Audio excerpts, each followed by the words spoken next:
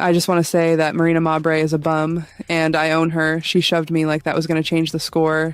Next time, try guarding me instead of throwing tantrums. She's averaging 9 assists a game. She's changed the entire tempo of the sport. Marina Mabrey and Jacy Sheldon simply received what was rightfully theirs. WNBA suspensions that are causing a stir. The league eventually took action following a startling act of violence that resembled WWE more than basketball. NBA has been physical. It's been physical since its inception. Body slams, eye pokes, and a lack of responsibility. No more. The league was probably damn near about to fold. They probably can't even make it to the end of the season. The WNBA is aware that Caitlin Clark is their key talent, and they won't allow two players to endanger the league's most promising player. On June 18, 2025, the WNBA hit a breaking point. Furthermore, it wasn't just another scheduled game. This, simply put, was anarchy. She kind of like hip checked / like pushed Caitlin Clark. Caitlin Clark fell. In a league already rife with scandal, two names, Jacy Sheldon and Marina Mabrey, are at the center of a maelstrom following what can only be described as a vicious attack on Caitlin Clark. The limits of what authorities, players, and supporters can put up with are pushed by this episode. Thank God they get Caitlin Clark. She's injured for 2 weeks. All of a sudden, attendance goes down. Let's dissect it.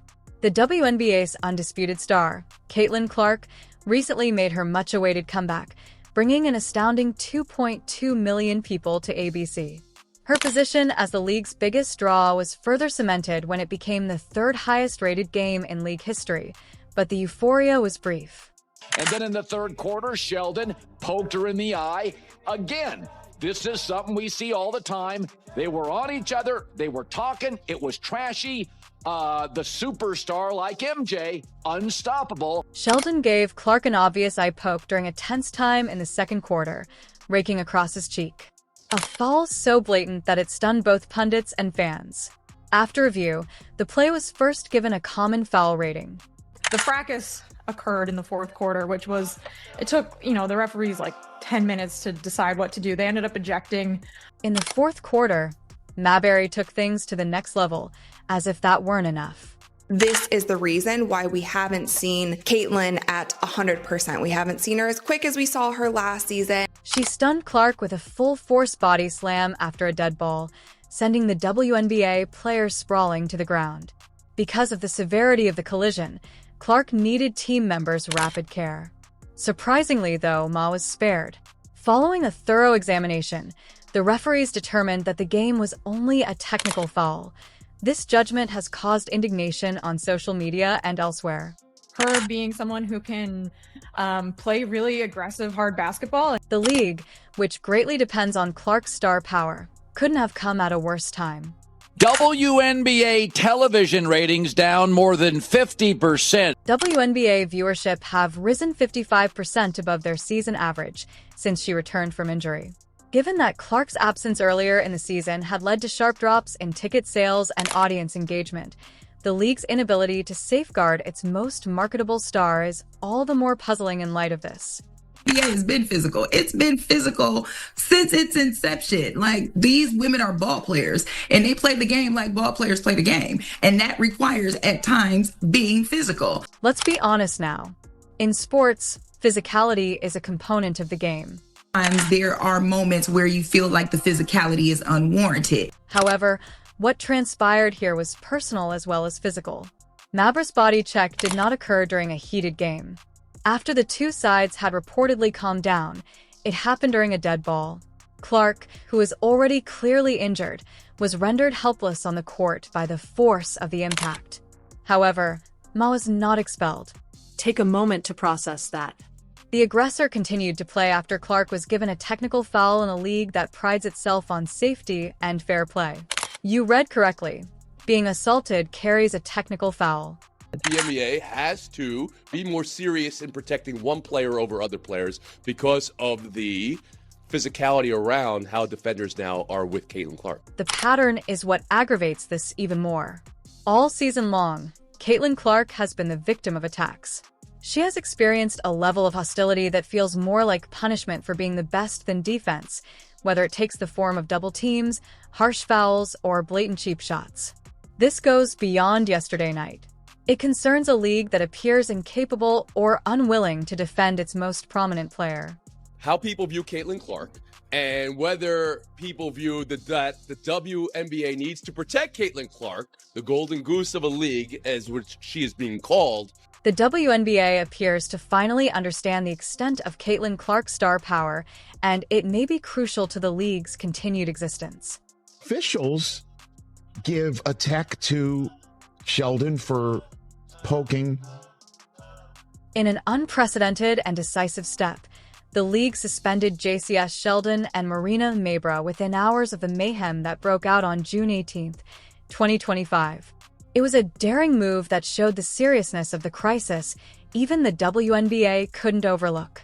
She's number 1 and 2 in every offensive stat. She's hitting more threes this season than Steph Curry did in his first MVP season. Clark is a phenomenon rather than merely a player.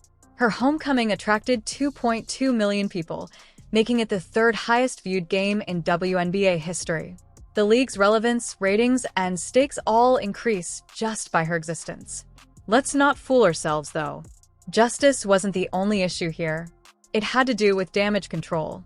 Again, we don't know how bad it is. The WNBA is aware that it cannot risk alienating the supporters Clark attracts.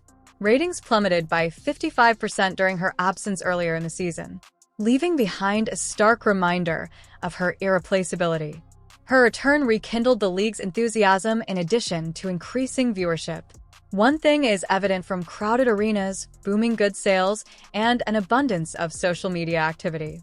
The driving force behind the WNBA's current comeback is Caitlin Clark.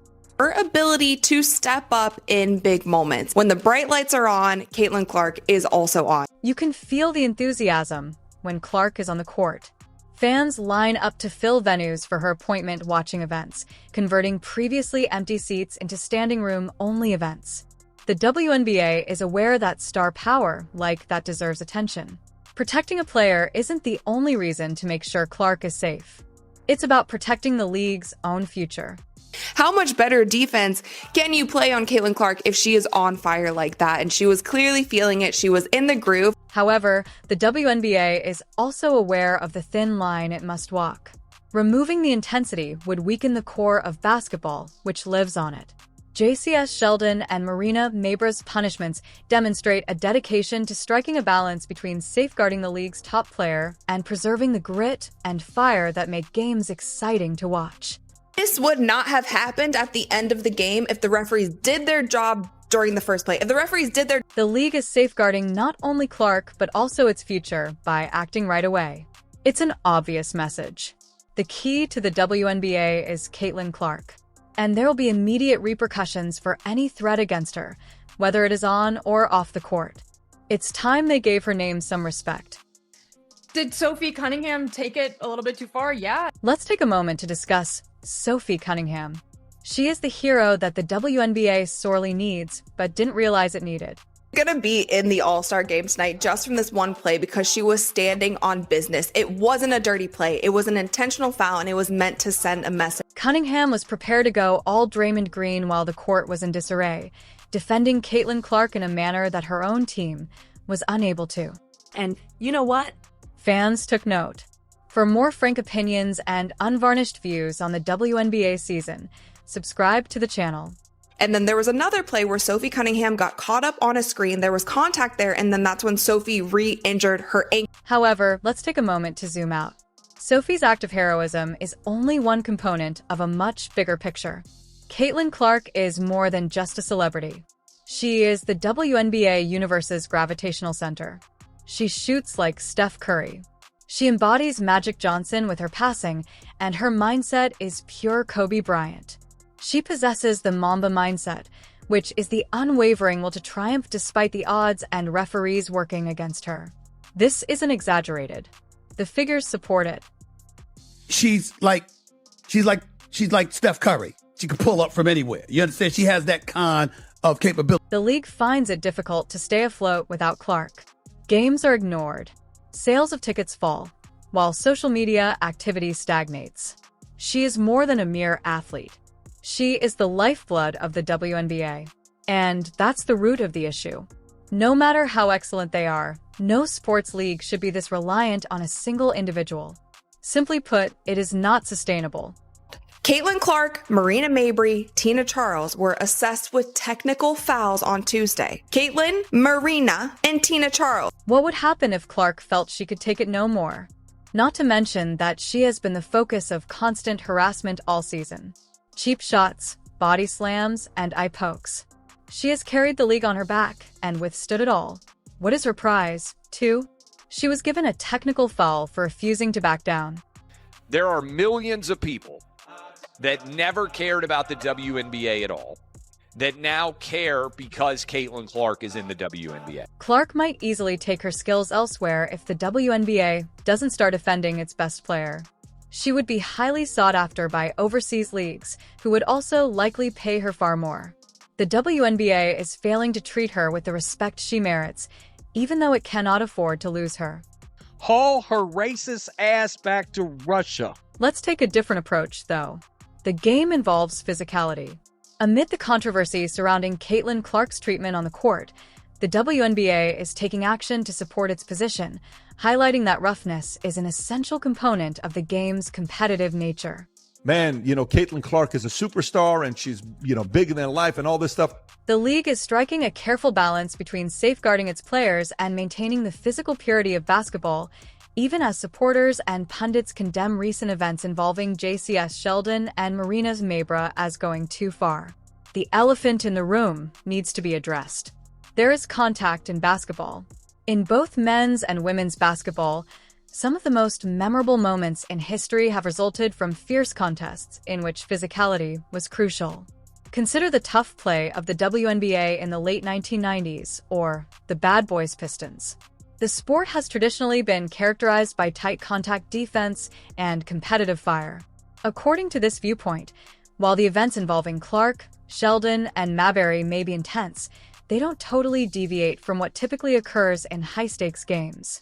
What the hell is going on with WNBA that they cannot handle all this attention that they're getting? The league must wake up and add more stars to its roster.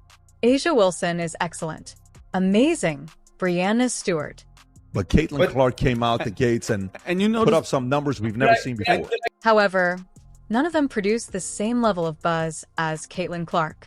In order to attract fans, sell tickets, and maintain the excitement when Clark isn't playing, the WNBA must make an investment in developing a number of headliners.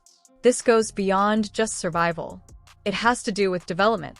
By creating a more robust and durable product, the league can take advantage of Clark's popularity.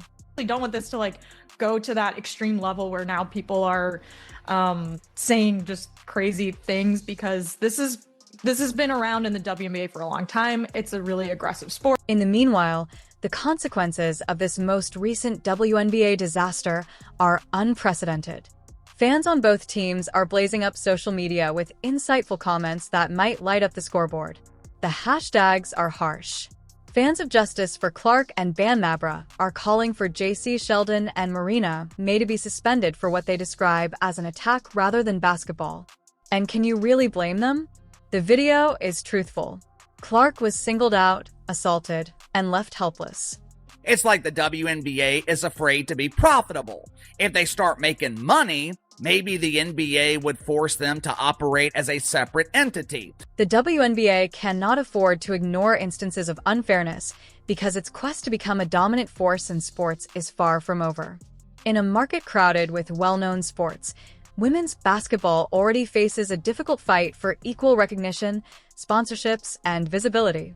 Casually handling obvious injustices, such as the recent attack on Caitlin Clark, only serves to undermine the league's meager advancements.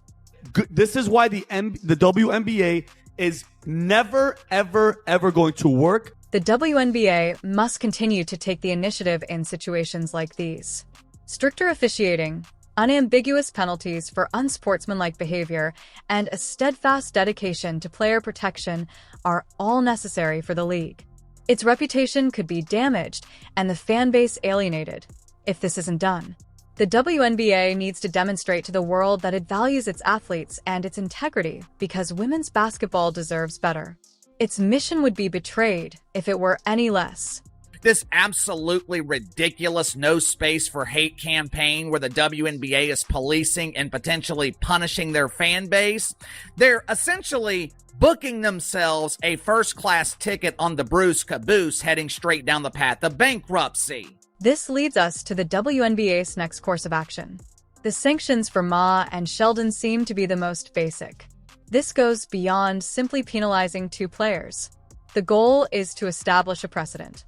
The league runs the risk of losing its supporters and, more significantly, its stars if it doesn't respond more forcefully.